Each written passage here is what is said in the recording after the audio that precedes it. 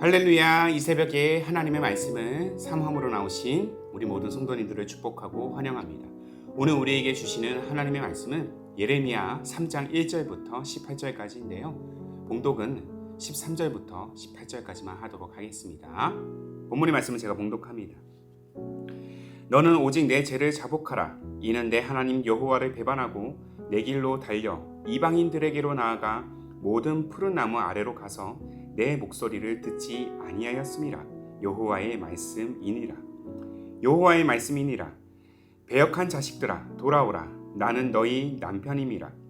내가 너희를 성읍에서 하나와 족속 중에서 둘을 택하여 너희를 시온으로 데려오겠고 내가 또 내 마음에 합한 목자들을 너희에게 주리니 그들이 지식과 명철로 너희를 양육하리라.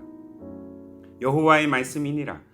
너희가 이 땅에서 번성하여 많아질 때에는 사람들이 여호와의 언약궤를 다시는 말하지 아니할 것이요 생각하지 아니할 것이요 기억하지 아니할 것이요 찾지 아니할 것이요 다시는 만들지 아니할 것이며 그때의 예루살렘이 그들에게 여호와의 보좌라 일컬음이 되며 모든 백성이 그리로 모이리니 곧 여호와의 이름으로 말미암아 예루살렘으로 모이고 다시는 그들의 악한 마음에 완악한 대로 그들이 행하지 아니할 것이며 그때에 유다 족속이 이스라엘 족속과 동행하여 북에서부터 나와서 내가 너희 조상들에게 기업으로 준 땅에 그들이 함께 이르리라. 아멘. 오늘 말씀은 진정한 회개, 온전한 회복이라는 제목으로 함께 나누기를 원합니다. 자, 어떤 자들이 상대방으로부터 환경적으로든 물리적으로든 피해를 입었을 때 이 피해자는 가해자에게 다른 무엇보다 진정성 있는 사과를 원합니다. 올봄에 가장 인기가 있었던 드라마를 꼽으라면 단연 더 글로리가 아닐까 싶습니다. 이 동급생으로부터 잔인한 폭력에 시달렸던 이 주인공 문동은이 치밀한 계획으로 자신을 괴롭혔던 학폭 가해자들에게 복수를 단행하는 이야기가 그려지죠.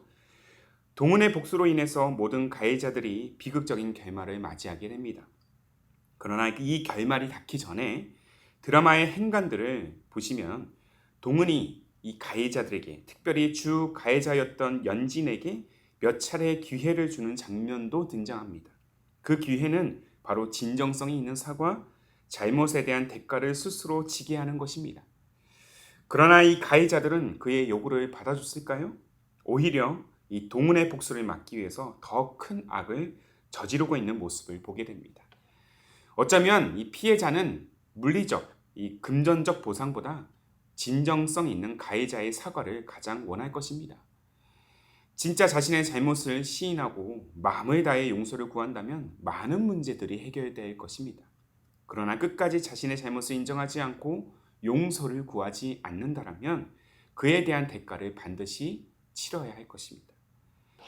자, 오늘 본문을 통해서도 우리가 바라볼 때 하나님께서 이 패역한 남유다에 요구하시는 것은 바로 진정한 회개라는 것을 발견할 수 있습니다. 예레미야는 이 부부 관계를 비유로 해서 하나님과 유다와의 관계를 지금 보여주고 있어요. 예레미야가 유다 백성들에게 이렇게 전합니다. 가령 부부가 이혼을 했는데 그 아내가 다른 남자와 결혼하게 된다면 그 첫 번째 남편이 그 여자에게 다시 돌아갈 수 있겠는가? 만약 돌아간다면 그 집은 크게 더러워질 것이다. 여기서 남편은 하나님을 의미하고요. 아내는 유다를 상징합니다. 유다가 하나님을 떠나 다른 남자들, 곧 수많은 우상들을 만들고 온갖 음행을 저지름에도 불구하고 유다 너희는 과연 나에게 돌아올 수 있겠느냐고 하나님께서 예레미야를 통해서 백성들에게 대묻고 계신 것이죠.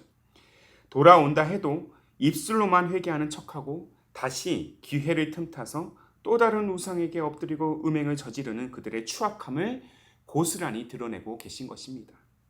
더구나 남유다는 그의 형제 나라인 북이스라엘이 그들의 죄악으로 인해서 주전 722년 이 아수르에게 멸망당하는 충격적인 일을 직접 목격했음에도 불구하고 회개하지 않습니다. 그래서 하나님은 유다를 향해 너희는 이스라엘보다 더 패역한 존재다라고 말씀하시는 것이에요. 이스라엘도 진실하지는 않았지만 그래도 유다보다는 의로운 데가 있었다라는 것입니다. 자, 본문 11절의 말씀이에요.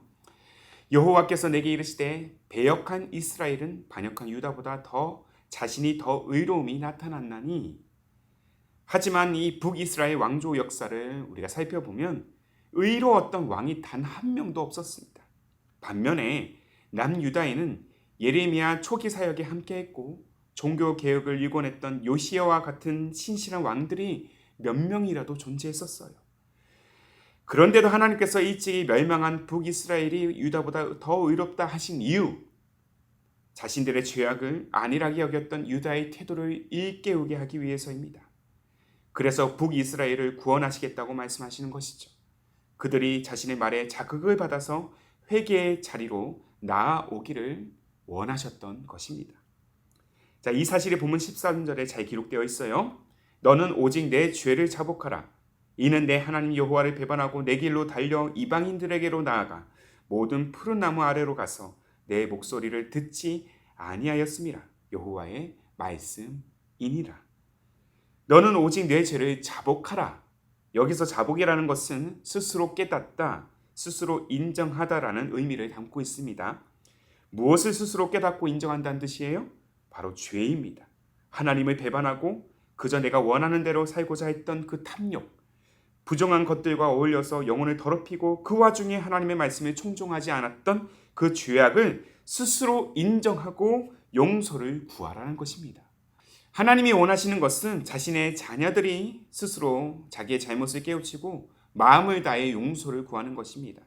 그렇게 용서를 구하는 자에게 진정한 회개로 하나님께 돌아오는 자기 백성들에게 하나님은 지금 무엇을 약속하고 계십니까? 회복을 약속하고 계신 것입니다. 죄로 인해서 열강의 강대국으로부터 압제를 당하여 이리저리 흩어졌던 백성들을 하나님은 모으실 것입니다. 북이스라엘이든 남유다든 그들을 하나님의 임재 역사의 상징인 예루살렘으로 모아서 다시 열강으로부터 그들을 보호하시고 구원 역사를 이뤄 가시겠다는 것이죠. 자, 본문 18절의 말씀이에요. 그때에 유다 족속이 이스라엘 족속과 동행하여 북에서부터 나와서 내가 너희 조상들에게 기업으로 준 땅에 그들이 함께 이르리라. 이 회복의 조건은 단 한 가지입니다. 회개입니다. 그냥 회개가 아니고요. 진정한 회개입니다. 방금 전에도 언급했던 바와 같이 자복, 우리 스스로 우리의 죄악을 인정하고 고백하면서 회개의 자리로 나아간다라면 사랑과 긍휼이 많으신 하나님은 반드시 우리를 온전한 회복의 삶으로 인도하실 것입니다. 이 사실을 요한 사도도 말하고 있지 않습니까? 요한일서 1장 9절의 말씀이에요. 만일 우리가 우리 죄를 자백하면 그는 미쁘시고 의로우사 우리 죄를 사하시며 우리를 모든 불의에서 깨끗하게 하실 것이요. 아멘. 사랑하는 여러분, 진정한 회개는 온전한 회복을 낳습니다. 회복을 향한 가장 빠른 길은 회개입니다. 자녀가 아무리 큰 잘못을 저질렀어도요, 그가 진짜 자신의 잘못을 인정하고 고백한다라면 용서하지 못할 부모가 없듯이 우리를 향한 하나님의 마음도 동일하다는 것입니다. 그렇게 아버지를 배신하고 아버지의 재산을 취하여 타지에서 온갖 유흥으로 다 탕진하고 그제서야 자신의 잘못을 깨닫고 돌아온 이 탕자를 기쁨으로 안아줬던 아버지의 마음이 바로 우리를 향한 하나님의 마음이란 사실을 우리는 기억해야 될 것입니다. 때때로 우리는 연약한 마음으로 인해서 하나님을 떠날 때가 있어요. 여전히 하나님의 말씀이 아니라 우리가 원하는 대로 살고자 하는 죄성을 또한 갖고 있습니다. 사랑하는 여러분, 그때마다 우리의 할 일은 다른 것이 아닙니다. 자복하는 마음, 회개하는 마음이 우리 가운데 있어야 합니다. 나의 죄악을 인정하고 회개하는 삶, 이 삶은 오늘도 우리를 회복의 삶으로 온전히 이끌 것입니다. 주후 4세기 후반에 초기 로마 기독교인들이 예배를 시작할 때마다 고백한 짧은 기도문이 있었어요. 바로 그 기도문은 키리에 엘레이손이라는 문구입니다. 지금도 이 고백은 유럽 곳곳에서 사용되고 있습니다. 천주교 미사에서 자비송으로도 활용되고 있는데 이 문구를 너무 의식적으로 주문처럼 사용하는 것이 문제이기는 하지만 그 의미를 우리가 잘 살펴보면 우리 신앙에도 필요한 고백이라고 생각됩니다. 키리에 엘레이손, 키리에는 주님을 뜻하는 헬라어 퀴리오스에서 파생된 단어입니다. 엘레이손은 불쌍히 여기소서라는 뜻입니다. 해석하면 주 예수 그리스도 하나님의 아들이시여 죄인된 나를 불쌍히 여기소서라는 문장으로 완성이 될 수 있어요. 키리에 엘레이손, 오 주님, 죄인된 저를 불쌍히 여기소서. 이 고백을 우리가 마음을 담아서 그렇게 진심으로 하나님 앞에 드릴 때 이 하나님은 이 고백을 들으시고 우리를 온전한 회복, 승리의 길로 인도하실 것입니다. 그렇게 오늘 우리 모두가 진정한 회개를 통해서 또 마음을 다한 우리의 자복을 통해서 온전한 회복을 드리며 하나님의 긍휼하심을 따라 귀하고 또한 복된 삶으로 나아가는 그러한 여정이 되기를 우리가 소망합니다. 그 소망으로 우리가 주의 말씀을 취하여 우리가 주의 말씀에 온전히 순종함으로 나아가는 저와 여러분의 삶이 되기를 주님의 이름으로 축복합니다. 아멘. 함께 기도합니다. 사랑과 긍휼이 많으신 하나님 아버지, 오늘도 주님의 용서와 은혜로 인하여 우리가 살아갈 수 있음을 고백합니다. 그러나 때때로 우리의 인생은 완악해서 하나님의 말씀에 귀를 기울이지 않고 우리가 원하는 바대로 헛된 것을 바라보며 탐욕을 앞세우곤 합니다.